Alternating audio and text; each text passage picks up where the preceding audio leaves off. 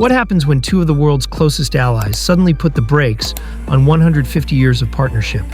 Canada just slammed the door on its economic relationship with the US. Not with a whisper, but with a bang. Tariffs, counter-tariffs, and a collapsing trade alliance are now sending shockwaves through the electric vehicle industry and beyond. From idled factories to skyrocketing prices, this isn't just a political battle. It's a full-blown reset of the auto world as we know it. Stick around, because what comes next could rewrite the rules of global manufacturing. At the same time, President Trump confirmed that the tariffs announced last week against our auto industry will come in, and indeed have come into effect today. Learned that their auto assembly plant in Windsor will be shutting down for at least the next 2 weeks. That's 3,600 workers who are now out of work. The Stellantis Windsor assembly plant is pausing production and temporarily laying off over 4,000 workers for 2 weeks, starting on April 7th. Rising tensions, falling jobs, layoffs start where it hurts most, the assembly line.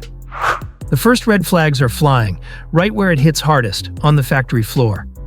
Stellantis and other automakers are already slamming on the brakes, laying off nearly 900 workers at plants in Canada and the US, all thanks to the tariff-driven cost spike. But this isn't just a bump in the road, it's the slow unraveling of a shared manufacturing playbook that's been in motion since the 1965 Auto Pact. For decades, parts crossed borders like Second Nature Canadian Steel, US Engineering, shared platforms that kept things humming. Now that smooth machine is grinding to a halt. Cross-border logistics are getting more expensive, hiring is freezing, electric vehicle upgrades are stalling, and some companies are packing up and looking for firmer ground in Europe or Asia. The old blueprint is being torn up, and a new global map is being drawn in real time. Let's be real. EVs don't run on chaos. They run on certainty. Battery plants, factory shifts, charging networks, these aren't overnight projects, they're long-game plays. And this trade war? It's tossing a wrench into a system that runs best on stability. Meanwhile, guess who's cruising ahead? China.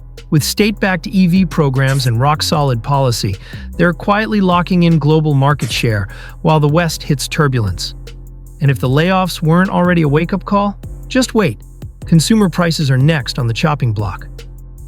Brace yourself. EV prices and repair costs are shifting into high gear. Think inflation was bad? Try buying an EV in the middle of a tariff war. A fresh 25% tax on imported vehicles and components is about to jack up prices by a staggering $8,000 to $12,500 per car. And it's not just new buyers feeling the squeeze. Need a new battery? That's going to cost you. Looking for a basic part for your EV's charger or drivetrain? If it's crossing a border, especially from Canada, it's getting hit hard. Batteries alone make up 30 to 40% of an EV's total cost, and they rely on minerals like lithium and potash, resources Canada's been rich in for years. But now that those critical supplies are caught in the tariff crossfire, even homegrown giants like Tesla and Ford are scrambling to stay profitable. The supply chain's being redrawn, and the pressure's only building. Don't assume that US-based manufacturing is getting a free pass. Tesla still relies on imports for 30 to 40% of its components, from aluminum to wiring harnesses, and now every one of those parts just got more expensive. Even Elon Musk's vision of a zero-tariff zone between Europe and North America is starting to look more like wishful thinking than a real strategy. Meanwhile, dealers are in scramble mode. Some are jacking up prices just to stay afloat, while others are pulling inventory off the floor until things settle down. The result? Confused customers, shrinking budgets, and an EV adoption curve that's starting to stall. And while buyers brace for the blow, EV manufacturers are staring at their own mess under the hood. Before we dive deeper, hit that like and subscribe. It helps us reach more curious minds, following the shifting lines of global power. Now, let's chart the next course and break down what's coming next. System overload. EV manufacturers pause amid uncertainty. Electric vehicles were supposed to be the comeback story, North America's answer to its aging industrial past. But now, the tariff-fueled standoff is turning that hopeful narrative into a cautionary tale. From legacy players like Ford and GM to upstarts like Lucid and Rivian, every EV maker depends on a complex global web batteries, chips, aluminum, software, you name it. And with tariffs now cutting through nearly every link in that chain, the cost per vehicle is rising by $4,000 to $10,000. Some companies are already pulling out. Ford just paused its EV infrastructure projects in both Ontario and Michigan. Rivian? They've shelved plans for a second plant, blaming political instability. The roadmap is shifting fast, and no one has a clear path forward. In plain terms, no one's dropping billions on EV lines when the rules keep changing overnight. And that hesitation is giving global competitors a clear lane. Chinese brands like BYD and NIO are already rolling out well-priced models. And now, they're even better positioned to undercut North American makers. Meanwhile, consumers are backing off. Long wait lists, price hikes, confusing incentives, it's cooling the excitement, just as EV adoption was starting to gain momentum. And that slowdown? It's not just about market trends. Beneath it all, a deeper rift is forming at the core of the US-Canada partnership. Breaking the line, US and Canada part ways after decades of unity. This isn't just another soundbite, it's a line in the sand.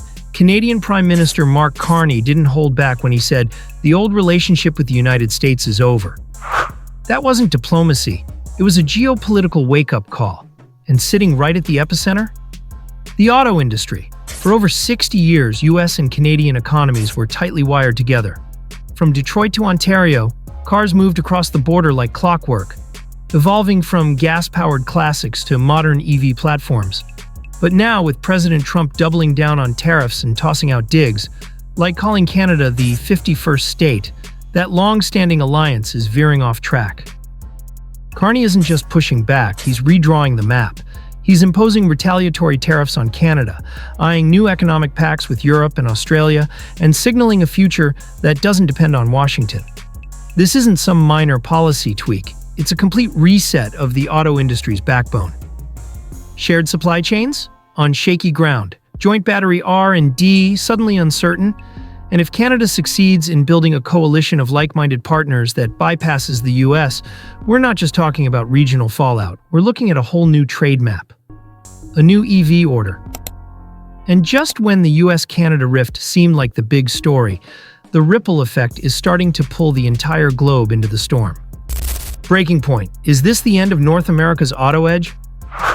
This isn't just a messy breakup, it's a tectonic shift that's rattling the core of North American innovation. Soaring costs, stalled production, and fast-moving geopolitical realignments are reshaping the global EV race, and North America's stuck in the slow lane. China's already hitting the gas, Europe's gaining serious traction, and unless the US and Canada get back on the same page, their long reign over the auto world might be idling at the edge of history. But what's your take? Are we witnessing the true end of North America's grip on the auto world? Can EV makers adapt fast enough? Or are they about to get lapped by global rivals? Is Canada ready to go it alone in one of the world's most high-stakes industries? And what about Elon's dream of a zero-tariff EV ecosystem? Was it ever really in gear, or just smoke in the rear view? Let us know in the comments. Are these trade wars pushing progress forward, or throwing sand in the gears of innovation? We'd love to hear your perspective. Drop a comment below and tell us where you think the global auto map is heading. And if you're into EV shifts, trade twists, and behind-the-scenes power plays, hit subscribe and ring that bell. We're drawing new lines every week. Don't miss what's next. Thanks for watching, and feel free to explore the videos on your screen. There's a whole globe of stories waiting.